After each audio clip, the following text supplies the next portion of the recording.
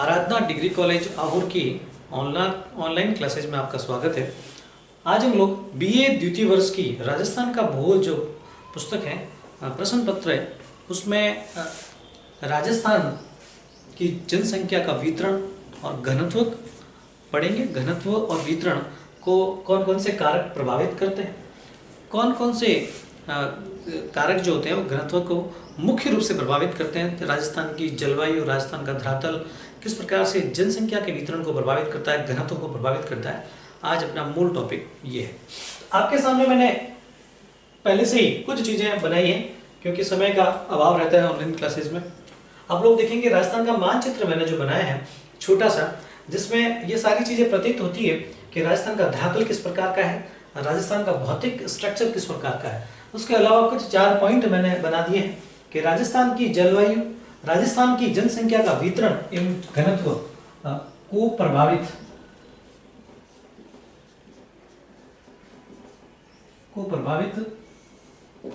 जो करते हैं वो कारक। राजस्थान की जनसंख्या का वितरण एवं घनत्व को प्रभावित करने वाले कुछ कारक मैंने आपके सामने लिख दिए हैं। कारक के अलावा ये राजस्थान की जनसंख्या का वितरण भी कह सकते हैं इनको। इन क्षेत्रों में इतनी जनसंख्या का एक प्रभाव देखा गया है। तो मुख्य रूप से मैं राजस्थान की जनसंख्या का वितरण पढ़ूंगा, प्रभाव नहीं करके। वितरण, तो जनसंख्या का वितरण किस प्रकार से राजस्थान में है। तो आपके सामने मैंने कुछ पॉइंट लिखे हैं। जैसे पहला पॉइंट लिखा है मैंने, राजस्थान में प्रथम जो चैप्टर है जो जनसंख्या के वितरण में आता है वो है पश्चिमी रेतीला प्रदेश। पश्चिमी रेतीला मैदान कह दें या पश्चिमी रेतीला प्रदेश कह दें। पश्चिमी रेतीला प्रदेश आप सभी जानते हैं कि लगभग इसमें 12 जिले सम्मिलित हैं। कितने?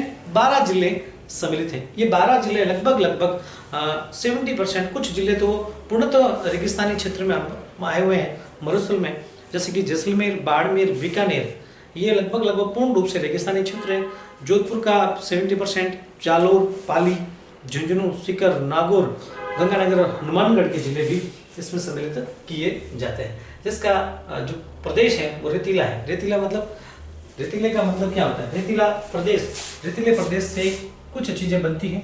मैं यहाँ छोटे से टॉपिक के रूप में लिखूंगा शुष्क भूमि।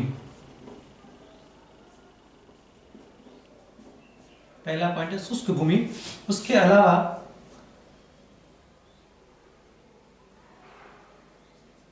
प्राकृतिक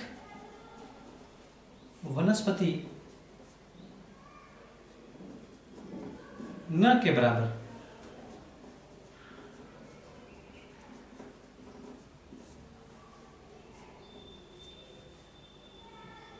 मरुस्थल,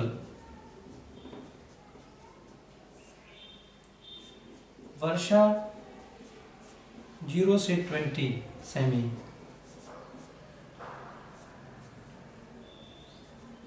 कृषि कार्य नहीं, उद्योग धंधे नहीं, परिवहन न के बराबर। ये सारी चीजें पश्चिमी रेतीले मैदान में दृष्टिगोचर होती हैं, जो कि आपके सामने पूरा का पूरा क्षेत्र आया हुआ है। इस पश्चिमी रेतीले मैदानी क्षेत्र में कुछ क्षेत्र वर्तमान की परिस्थितियों के अनुसार बदल गए हैं क्योंकि कई नहरीकरण के कारण बदलाव आया है। लेकिन हम लोग देखेंगे जनसंख्या के वितरण को कैसे प्रभावित किया जाए। तो यहाँ से एक नहर निकली है, वो इंदिरा गांधी नहर परियोजना यहाँ तक आ चुकी है, इंदिरा गांधी नहर परियोजना। तो ये इसने किन किन जिलों को प्रभावित किया है मरुस्थल में? वो जिला आता है एक तो गंगानगर, हनुमानगढ़, उसके बाद में बीकानेर। इन जिलों को प्रभावित कर दिया है। इधर से देखा जाए तो एक और नहर जालोर की तरफ से आ गई है, यहां तक पहुंच गई है, नर्मदा नहर। नर्मदा नहर ने भी पश्चिमी शुष्क रेतीले मैदान को वर्तमान की परिस्थितियों के अनुसार परिवर्तित कर दिया। लेकिन पुरानी जो परिस्थितियां हैं वो आज भी इस प्रदेश में जनसंख्या का अभाव है, लेकिन कृषि कार्यों के हिसाब से जलवायु के हिसाब से थोड़ा बहुत परिवर्तन देखने को मिल रहा है, क्योंकि जल की उपलब्धता इस क्षेत्र में सिंचाई के योग्य क्षेत्र को बना दिया गया है। लेकिन जनसंख्या का 2001 और 2011 का जो डाटा हमने पिछली कक्षा में पढ़ा था, जनसंख्या वृद्धि जो दशकीय देखी गई है वो सर्वाधिक इसी क्षेत्र में देखी गई है। जैसलमेर, बाड़मेर और बीकानेर। जैसलमेर, बाड़मेर में सर्वाधिक जनसंख्या दशकीय वृद्धि जो है 32.5% मिली है। इसका कारण नहरीकरण के कारण जल की उपलब्धता हो गई, और जल के कारण भारतीय जो लोग कृषि पे सर्वाधिक मात्रा में निर्भर है, उन निर्भरता के लिए इन्होंने कृषि कार्य प्रारंभ कर दिया और उद्योग धंधे वगैरह विकसित हो गए। ये तो आपने पश्चिमी रेतीला मैदान, पश्चिमी रेतीला प्रदेश, इसकी 61% भूमि इसके अंतर्गत आती है। पूरे राजस्थान की 61% भूमि, लगभग 61% भूमि पश्चिमी रेतीले मैदान या पश्चिमी रेतीले प्रदेश के अंतर्गत आती है, और पूरे राज्य की 31% जनसंख्या इसमें निवास करती है। पूरे राज्य की 31% जनसंख्या इसमें निवास करती है। एक बड़ी बात है, क्षेत्र बहुत बड़ा है पूरे राज्य का, लेकिन निवास जनसंख्या बहुत ही कम करती है। 50% जनसंख्या ही निवास करती है। इसका मुख्य कारण है ये रेतीला मरुस्थलीय प्रदेश है, मानव रहित प्रदेश है। अब इस प्रदेश में जनसंख्या का जो घनत्व है, जनसंख्या का घनत्व, तो मैं जनसंख्या घनत्व आपको बताना चाहूंगा कि जैसलमेर में सबसे कम 17 व्यक्ति प्रति वर्ग किलोमीटर है। पश्चिम से पूर्व की तरफ जैसे ही हम लोग जाते हैं तो जनसंख्या घनत्व में बढ़ोतरी देखी जाती है। जैसलमेर में 17%, उसी अकॉर्डिंग बीकानेर, उसके बाद में आता है बाड़मेर, तो बीकानेर और बाड़मेर में जनसंख्या घनत्व बढ़ जाता है 100-150, लेकिन 200 के पार नहीं है। 100-150, 167, 165, 170 तक अधिकांश जनसंख्या घनत्व पाया जाता है। सर्वाधिक सबसे कम जनसंख्या घनत्व लगभग भारत में जो लेह, लद्दाख और द्रास में है, वही जनसंख्या घनत्व यहाँ पर भी पाया जाता है। जनसंख्या घनत्व, उसके बाद 12 जिले इस क्षेत्र के अंतर्गत आते हैं। प्राकृतिक वनस्पति रहित क्षेत्र है, न के बराबर है। जो वर्षा है वो वर्षा केवल मात्र 0 से 12 सेंटीमीटर दक्षिणी पश्चिम मानसून जब आता है तो उसके अंतिम टाइम में थोड़ी बहुत होती है। किसी प्रकार की कोई भूमिगत सिंचाई नहीं होती, कुएं न के बराबर है, मिट्टी का ढेर है। कहीं कहीं पर देखा जाए तो पथरीला रेगिस्तानी मरुस्थलीय क्षेत्र है, जहाँ पर कहते हैं कि लाठी सीरीज नाम की एक जल सीरीज भूमि के अंतर्गत चलती है, तो वहाँ कहीं तालाब वगैरह देखने को मिलते हैं, और उन्हीं तालाबी क्षेत्र में पोखरण वगैरह जो क्षेत्र है, जोधपुर के फलोदी वगैरह आसपास का क्षेत्र है, वहाँ पर कुछ जनसंख्या पाई जाती है। कटीली झाड़ियाँ पाई जाती है अधिकांश रूप में।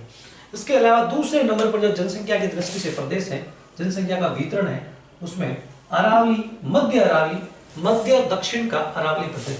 मध्य दक्षिण का मतलब होता है ये वाला क्षेत्र, उसमें सम्मिलित नहीं किया गया, कर सकते हैं क्योंकि ये बीच वाला पार्ट है। अरावली ने भारत राजस्थान को 2 भागों में बांटा है, एक प्रकार की जल विभाजक भी कह सकते हैं, या 2 भागों में बांटने वाली सीरीज भी कह सकते हैं।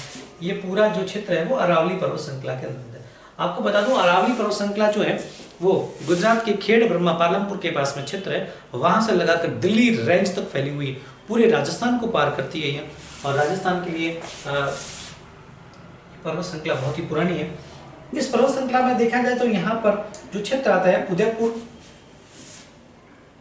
और कुछ क्षेत्र जो आता है वो डूंगरपुर का, राजसमंद का क्षेत्र इसमें आता है।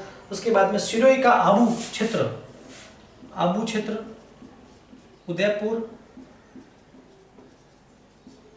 जैसे आगे बढ़ते हैं राजसमंद आता है, राजसमंद से चलते हैं तो अजमेर, भीलवाड़ा का कुछ क्षेत्र आता है, और भीलवाड़ा से आगे बढ़ते हुए दौसा, जयपुर और अलवर और भरतपुर का क्षेत्र, सवाई माधोपुर का कुछ भाग इसमें सम्मिलित किया जाता है। इस पूरे प्रदेश में जनसंख्या का जो घनत्व है वो 300 से 350 व्यक्ति प्रति वर्ग किलोमीटर पाए जाते हैं।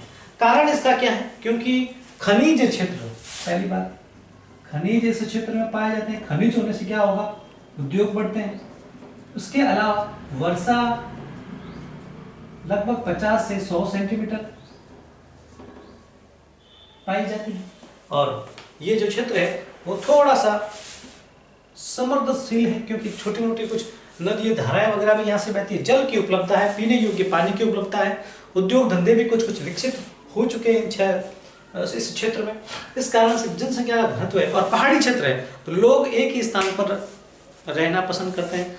और राजस्थान की जलवायु उष्णकटिबंधीय है, तेज तापमान रहता है, रेगिस्तानी क्षेत्र है, इसलिए ये जो पर्वतीय प्रदेश है, अरावली पर्वतीय प्रदेश, ये थोड़ा सा धरातल दृष्टि से ऊपर उठा हुआ है तो सूर्यमय अच्छी सी ठंडी हवाएं, शीतल लहरें वर्ष पर्यंत चलती हैं। गर्मियों के दिनों में माउंट आबू जो है वो एक पर्यटन स्थल के रूप में पूरे भारत में भी फेमस है और पूरे राजस्थान में तो फेमस है ही, एक पर्यटन स्थल कहते हैं, टूरिज्म स्पॉट कहते हैं। तो उसके हिसाब से उदयपुर वगैरह जो क्षेत्र है वो टूरिज्म स्पॉट या जनसंख्या की दृष्टि से समृद्धशील क्षेत्र माने गए हैं क्योंकि यहाँ पे भौतिक जो सुख सुविधाएं हैं, मानव के जीवन यापन के लिए जो मूलभूत सुविधाएं हैं वो सारी की सारी इस क्षेत्र में लगभग पाई जाती हैं। जल झीलें बहुत सारी इस क्षेत्र में अरावली में पाई जाती है।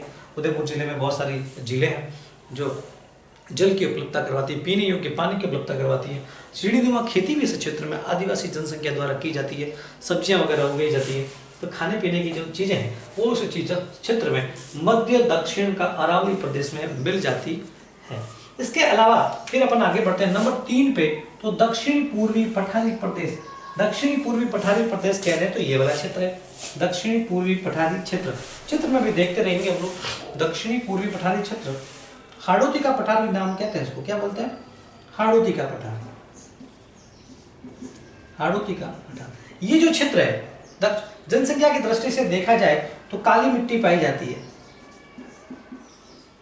काली मिट्टी पाई जाती है। वर्षा की दृष्टि से देखा जाए तो लगभग 100 से 150 सेंटीमीटर वर्षा पाई जाती है, वर्षा है।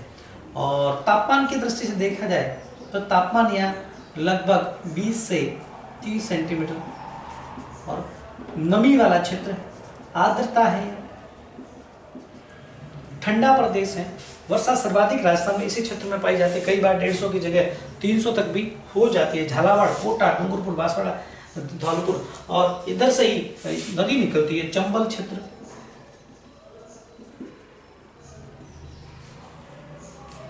काली मिट्टी, मालवा का पठार, मालवा पठार का भाग है, और मालवा का पठार दक्कन के पठार का भाग है। इस कारण काली मिट्टी पाई जाती है। और काली मिट्टी कपास उपयोगी, कपास की खेती इस क्षेत्र में सर्वाधिक मात्रा में होती है। इस कारण दक्षिणी पूर्वी पठारी प्रदेश में जनसंख्या भी सर्वाधिक पाई जाती है। तो दक्षिणी पूर्वी पठारी प्रदेश जो पूरा क्षेत्र है वो पूरे राजस्थान का 9.6% भूमि माना गया है। पूरे राजस्थान की जो भूमि है उसका 9.6% भूमि दक्षिणी पूर्वी पठारी प्रदेश के अंतर्गत आती है, यानी हाड़ौती के पठारी क्षेत्र के अंतर्गत आती है। विंध्यन कगार भी यही है, विंध्यन कगार भूमि जो है वो भी इसी में सम्मिलित की जाती है। तो दक्षिणी पूर्वी पठारी प्रदेश 9.6% भूमि अपने अंतर्गत लेता है, और दक्षिण इस 9.6% भूमि के अंदर 10.55% जनसंख्या निवास करती है। 10.55% जनसंख्या का निवास दक्षिणी पूर्वी पठारी प्रदेश के अंतर्गत होता है। अब देखेंगे हार्टलैंड, राजस्थान का जो कहते हैं हृदय स्थल, राजस्थान का हृदय स्थल हार्टलैंड कौन सा क्षेत्र है? पूर्वी मैदानी प्रदेश। पूर्वी मैदानी प्रदेश, ये जो विस्तृत क्षेत्र है पूर्वी मैदानी प्रदेश, ये राजस्थान का हार्टलैंड कहा जाता है क्योंकि ये राजस्थान की कुल भूमि का 23.3%, कुल भूमि का 23.3% भूमि इसके अंतर्गत आती है। यहाँ से लगाकर यहाँ तक है, बहुत ही समृद्धशील क्षेत्र है। नदियों द्वारा बिछाई गई चिकनी दोमट कांप मिट्टी, जलोढ़ मिट्टी की निक्षेप से निर्मित है। यमुना का दोआब क्षेत्र का जो भूमि का मिट्टी का जमाव है वो यही क्षेत्र है। इसके अलावा यमुना की जो सहायक नदियां हैं, यमुना की जो सहायक नदियां कौन कौन सी है? यमुना की सहायक नदियां कौन कौन सी है? चंबल, बनास इसकी है, बाणगंगा, उसके अलावा इसमें बाणगंगा पड़ती है, बनास पड़ती है, और माही तो नीचे की तरफ आती है, माही भी इसी में सम्मिलित कर लो आप लोग।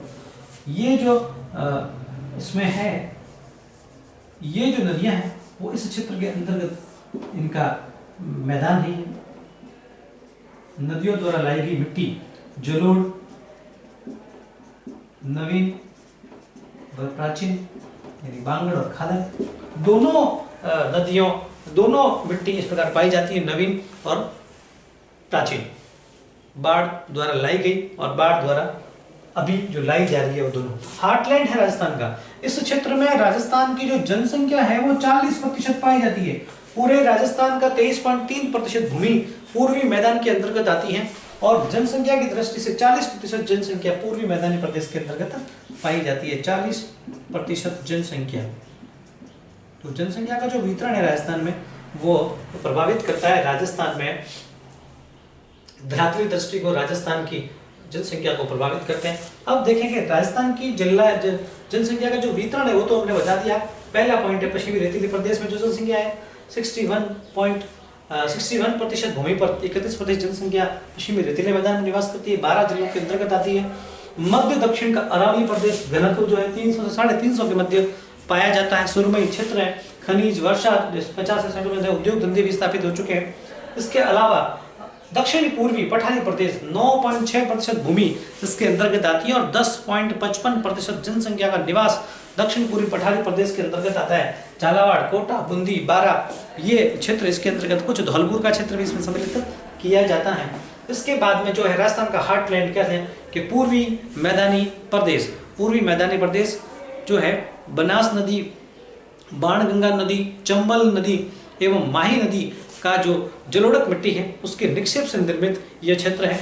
और इस क्षेत्र में जो राजस्थान की 23.3% भूमि है टोटली है, उसमें 40% जनसंख्या निवास करती है, जो भी बहुत ही ज़्यादा अच्छी है, हार्टलैंड के नाम से जानी जाती है।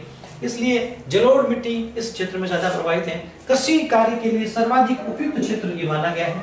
उद्योग धंधे की सर्वाधिक मात्रा में उपस्थित है। जहाँ पे राजस्थान की राजधानी कह दें, जहाँ की जो जनसंख्या घनत्व है वो 461, 771 के लगभग पहुंच गया है। जयपुर वो इसी पूर्वी मैदानी प्रदेश के अंतर्गत आता है, इसलिए राजस्थान की केंद्रीय राजधानियां कहते हैं, राजस्थान की अधिकांश जनसंख्या कहते हैं इसी क्षेत्र में निवास करती है। अब देखते हैं राजस्थान की जलवायु के, राजस्थान की जनसंख्या का वितरण और राजस्थान की जनसंख्या के वितरण को प्रभावित करने वाला कारक। वितरण लिख दिया है और राजस्थान की जनसंख्या, राजस्थान की जनसंख्या वितरण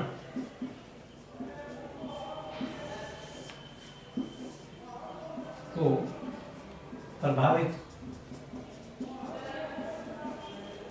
करने वाले कारक, यही कारक घनत्व को भी प्रभावित करेंगे, घनत्व को भी।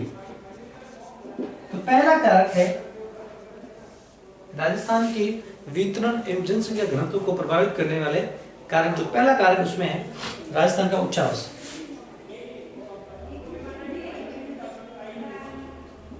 राजस्थान धरातली दृष्टि से आप लोग देख लें, पश्चिमी रेतीला मैदान, अर्धशुष्क मरुस्थलीय प्रदेश, पूर्वी का मैदान और पठारी प्रदेश। तो राजस्थान उच्चावास की दृष्टि से कहीं से उठा हुआ है, कहीं रेगिस्तानी मिट्टी है, लवणीय खारी मिट्टी है, जिसमें प्राकृतिक वनस्पति या वनस्पति न के बराबर, कृषि कार्य न के बराबर होता है। इसलिए जनसंख्या का जो वितरण है वो भी उच्चावास के हिसाब से फैला हुआ है। पूर्वी मैदानी प्रदेश में राजस्थान की 40% जनसंख्या निवास करती है। हाड़ौती पर्वतीय प्रदेश में राजस्थान की 10.55 यानी 11% के लगभग जनसंख्या निवास करती है। इसी प्रकार से राजस्थान के जो 61% मरुभूमि है, रेगिस्तानी प्रदेश है, वहाँ केवल 12 जिलों में 31% जनसंख्या ही निवास करती है। और वह क्षेत्र सबसे बड़ा है क्योंकि राजस्थान का लगभग 61% क्षेत्र राजस्थान के रेगिस्तानी क्षेत्र के अंतर्गत आता है और जनसंख्या की दृष्टि से ये क्षेत्र बहुत ही कमजोर माना गया है। तो उच्चावास जो है राजस्थान की जनसंख्या के वितरण को प्रभावित करता है और जनसंख्या के घनत्व को भी कैसे प्रभावित करता है कि जैसलमेर जिला जो है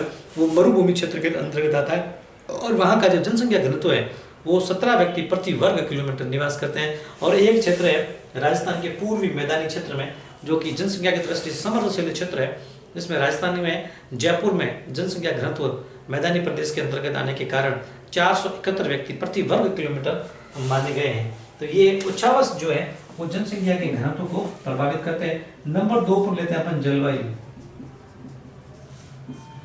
जलवायु में आती है वर्षा एवं तापमान। वर्षा एवं तापमान एवं वायुदाब पवनें। वर्षा एवं तापमान, जिस क्षेत्र में वर्षा की मात्रा सर्वाधिक और कृषि योग्य रहती है उस क्षेत्र में जनसंख्या का प्रभाव सर्वाधिक देखा गया है। देखिए तो आप लोग राजस्थान के मानचित्र में इस लोग देखेंगे पश्चिमी रेतीले मैदान में जो वर्षा है वो वर्षा मैंने अभी आपको लिखी थी कि वर्षा 0 से 20 सेंटीमीटर होती है।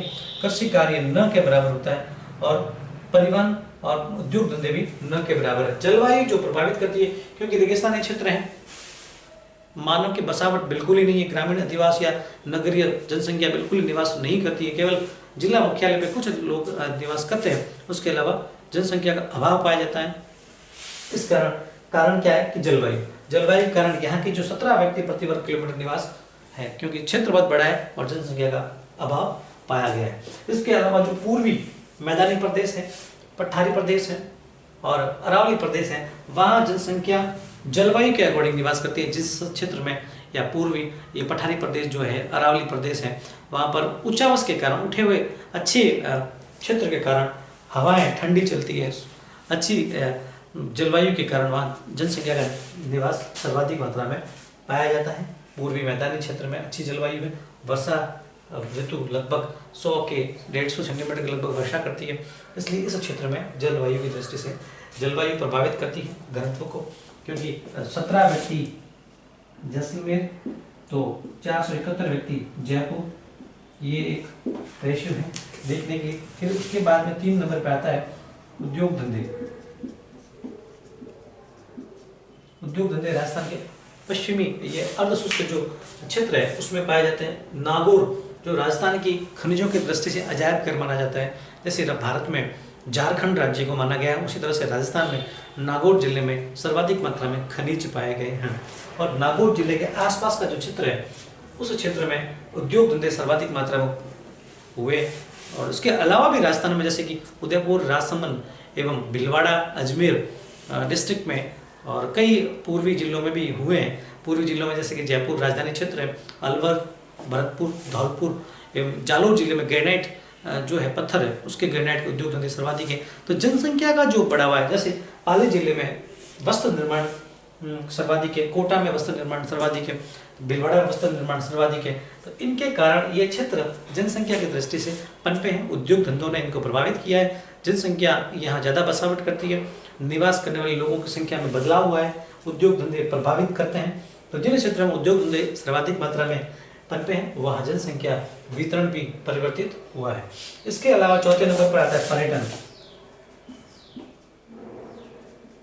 जिस क्षेत्र में पर्यटन राजस्थान के लिए एक मुख्यतः ऐसा शब्द है जो लागू होता है, क्योंकि राजस्थान में पर्यटन सर्वाधिक मात्रा में राजपूताना हिस्ट्री इतिहास के हिसाब से देखा जाए तो राजस्थान में ऐसे महल, दुर्ग एवं विभिन्न जो भवन बने हुए प्राचीन, वह पर्यटन की दृष्टि से वैश्विक स्तर पर पूरे विश्व लेवल पर विदेशी पर्यटक सर्वाधिक मात्रा में आते हैं राजस्थान में। इसलिए पर्यटन की दृष्टि से वहाँ क्षेत्र जो प्राचीन समय से ऐतिहासिक धरोहर रहे हैं या नवीन धरोहर जैसे कि देते हैं जैसलमेर का आकल फॉसिल पार्क और अरावली पर्वत श्रृंखला, माउंट आबू वगैरह है, देसी जो पर्यटक है वहाँ सर्वाधिक आते हैं। तो इन क्षेत्रों में पर्यटन की दृष्टि से पनपे हैं, पर्यटन एक उद्योग हो गया है, इसलिए पर्यटन ने राजस्थान की जलवायु को प्रभावित किया है, वितरण को प्रभावित किया है और वितरण के साथ साथ घनत्व भी प्रभावित हुआ है। इसके अलावा राजस्थान में उच्चावास, जलवायु, उद्योग धंधे एवं पर्यटन के अलावा जो क्षेत्र है वह उपजाऊ मिट्टी 5वें नंबर पर है।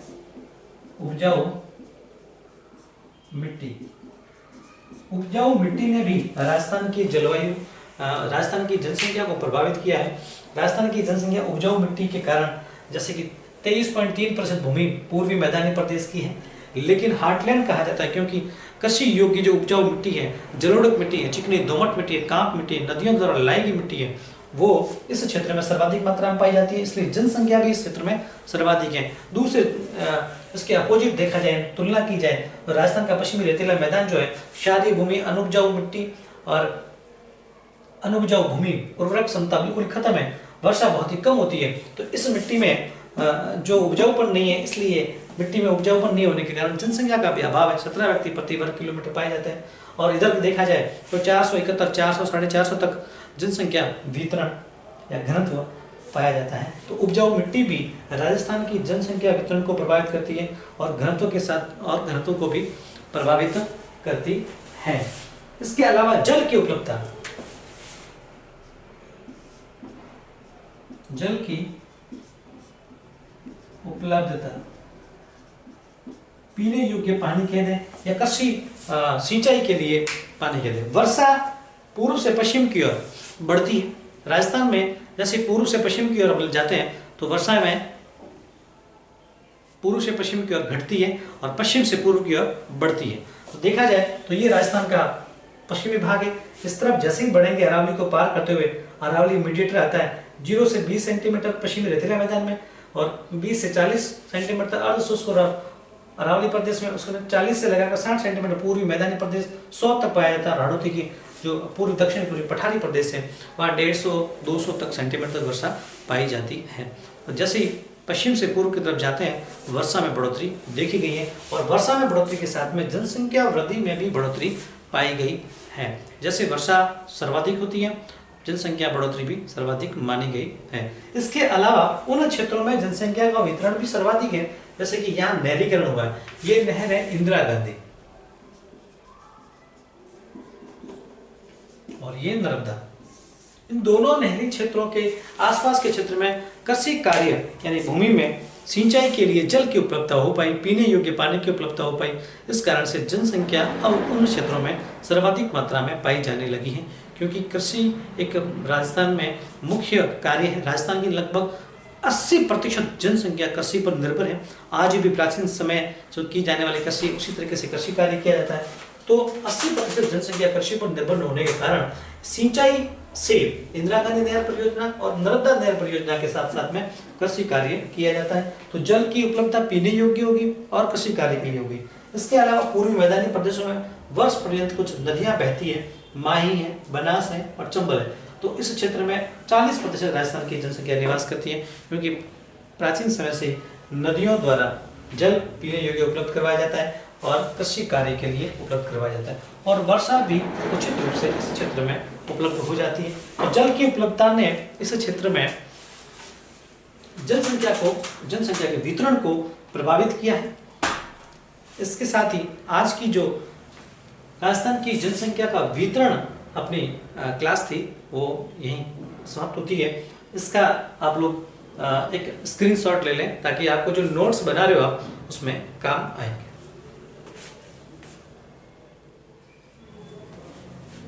धन्यवाद।